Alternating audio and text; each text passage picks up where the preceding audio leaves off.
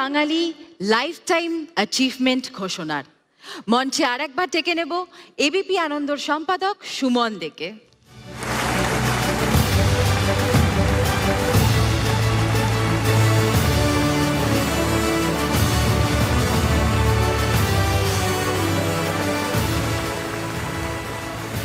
সুমনদা, এই অনুষ্ঠানের এবার 21শে পা।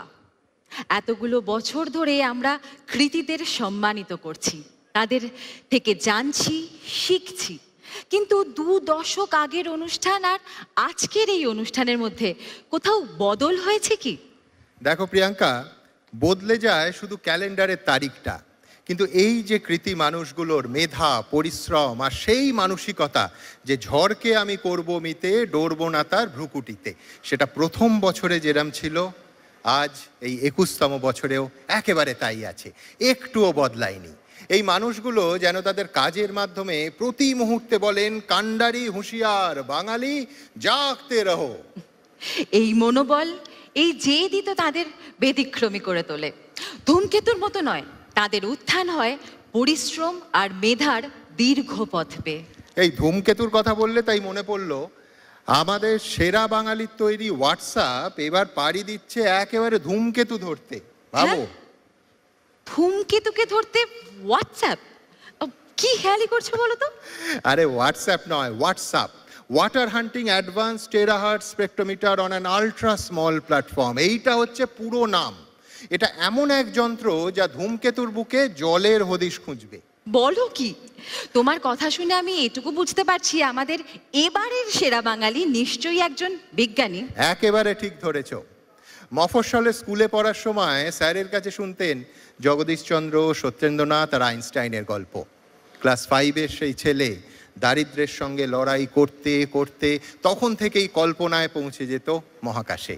আর সেই ছেলের বাবা মায়ের সঙ্গে যখন স্বয়ং স্টিফেন হকিং আলাপ করেছিলেন, সেটা ছিল তার জীবনের একেবারে অবিশ্বাস্য একটা মুহূর্ত। সত্যি অবিশ্বাস্য মনে হয়।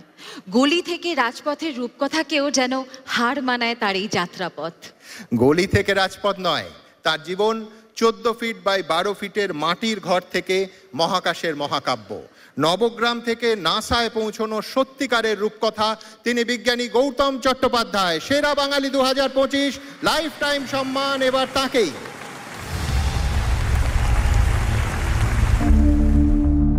এ মহাবিশ্বে কি আমরা একা? আর কোথাও আছে প্রাণের অস্তিত্ব? আচ্ছা, ধূমকেতুই কি জল এনেছে পৃথিবীতে? এসব মহাজাগতিক উত্তর খোঁজাই তার নেশা এবং পেশা। স্বপ্ন এমনই একটা জিনিস যে স্বপ্ন দেখতে কোনো পয়সা লাগে না। উদ্বাস্তু হয়ে বাংলাদেশ থেকে ভারতে এসেছিলেন ঠাকুরদা ঠাকুমা। কোন্নগর স্টেশনের কাছে নবগ্রামে অ্যাসবেস্টাসের চাল দেওয়া 12 বাই 14 ফিটের মাটির ঘরে 6 ভাই বোনের সঙ্গে বড় হওয়া। বাবার স্বল্প আয়ে বড়ই টানাটানি সংসার। খালি পেটে ঝিম ধরা চোখে হ্যারিকেনের আলোয় পড়তে বসেছে 2 ভাই। ইচ্ছে করে বসেছে এমন জায়গায় যেখানে আলো কম। বেশ খানিকক্ষণ আওয়াজ না পেয়ে মা বললেন, পড়া শুনছি না কেন? শটান উত্তর 2 ভাইয়ের, আলোই তো পাচ্ছি না। ততক্ষণে মা ধরে ফেলেছেন দুষ্টুমি। বলেছিলেন, পড়াশুনো না করলে কিন্তু অন্ধকার ঘুচবে না।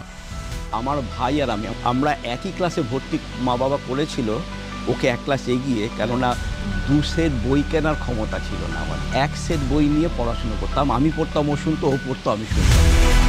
সেই থেকে তিনি আলোর খোঁজে। এই বিরাট ব্রহ্মাণ্ডে জলের উৎস খুঁজতে জুতোর বাক্সর মতো ছোট্ট এক স্যাটেলাইট ইনস্ট্রুমেন্ট তৈরি করেছেন। নাম রেখেছেন হোয়াটসঅ্যাপ। কিছুদিন বাদেই যা পৌঁছে যাবে ধূমকেতুদের পাড়ায়। ফিজিক্স নিয়ে পড়ার ইচ্ছে থাকলেও চাকরির প্রয়োজনে শিবপুর বিই কলেজ থেকে ইঞ্জিনিয়ারিং, তারপর tata institute of fundamental research বা TIFR এ যোগ দিয়ে যেন নতুন দিগন্ত খুলে গেল। এরপরই এলো ক্যালিফোর্নিয়া ইনস্টিটিউট অফ টেকনোলজি বা ক্যালটেকে গবেষণার সুযোগ। পাশের কেবিনেই পেয়েছেন কিংবদন্তি স্টিফেন হকিংকে। সেখান থেকেই পৌঁছে গেছেন নিজের অভিষ্ট লক্ষ্য নাসায়। ঘরে খবরের কাগজ আসার মতো সামান্যতম বিলাসিতাটুকু ছিল না। বাড়ির পাশেই নবগ্রাম সেবক সংঘ। খবরের কাগজ পড়তে দুই ভাই ছুটতেন সেখানেই। মহাকাশের খবরগুলো যেন মনে নতুন স্ফুলিঙ্গ ছোটাতো।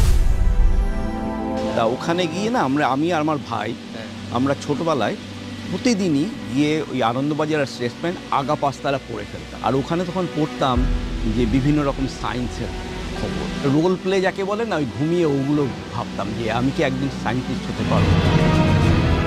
তিনি এখন নাসার জেট প্রপালশন ল্যাবরেটরির senior scientist. Microwave, millimetre wave এবং টেরাহার্টজ রিসিভার সিস্টেম এবং রাডারের পাশাপাশি পৃথিবীর বাইরে জীবনের খোঁজে গবেষণা চালিয়ে যাচ্ছেন তিনি। 2024 সালে রেডিও বিজ্ঞানে তার অসামান্য অবদানের স্বীকৃতি স্বরূপ আর্মস্ট্রং পুরস্কার পান রেডিও ক্লাব অফ আমেরিকার তরফে। 2023 সালে প্রাপ্তির ঝুলিতে এসেছে NASA JPL people leadership award.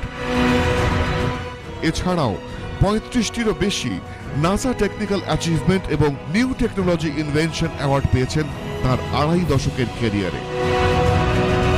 এবছরেই তার মুকুটে জুড়েছে নাসা জেপিএল সায়েন্টিস্টদের সর্বোচ্চ সম্মান নর্থ স্টার পুরস্কার। আমরা কি করি আজকাল তো একটা হয়েছে যে আমরা শুধু নম্বরের পেছনে ছুটছি। একদম। আমি একটা সেই জন্যই সবাইকে বলি, নম্বরের পেছনে ছুটো না, try to understand whatever you are studying. হয়তো নম্বর তুমি বেশি পাবে না, কিন্তু at the end of the day you will see that you will be successful. কিন্তু সাফল্যের শিখরে পৌঁছেও আজও শিকড়ের কাছাকাছি থাকতেই বড় ভালোবাসে ছেলেটা।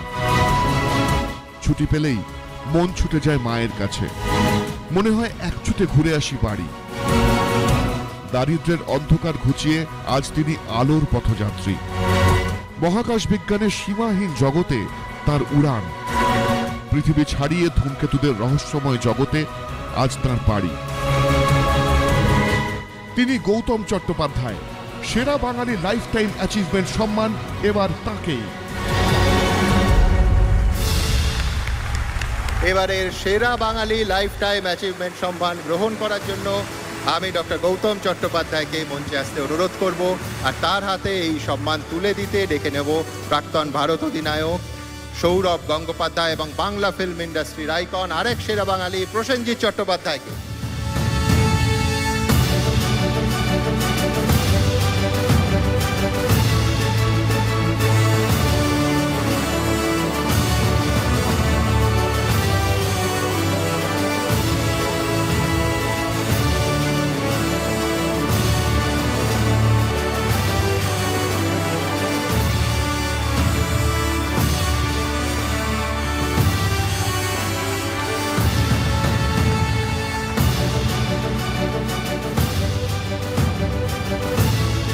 গৌতমদা, ট্রাম্প সাহেব নাকি ওই গ্রান্ট কমাতে কমাতে নাসা প্রায় তুলেই দিচ্ছেন।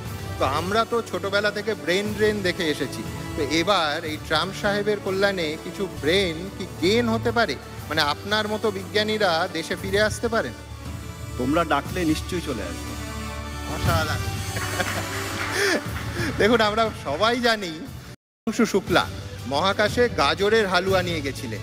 তো ধরুন গৌতমদা মহাকাশে যাচ্ছেন, গৌতমদার বাড়ি তো কোন্নগরে, চন্দননগরের একেবারে কাছে, আর গৌতমদা মনে প্রাণে এতটা বাঙালি, আমি নিশ্চিত যে ভিন গ্রহের জল পরীক্ষা করতে গৌতমদা যদি মহাকাশে যান তাহলে চন্দননগরে জল ভরা সন্দেশ নিশ্চয়ই নিয়ে যাবেন। ভুল বলছি? একদমই নয়। গৌতমদা অনেক ধন্যবাদ, অনেক ধন্যবাদ। সৌরভ, অনেক ধন্যবাদ।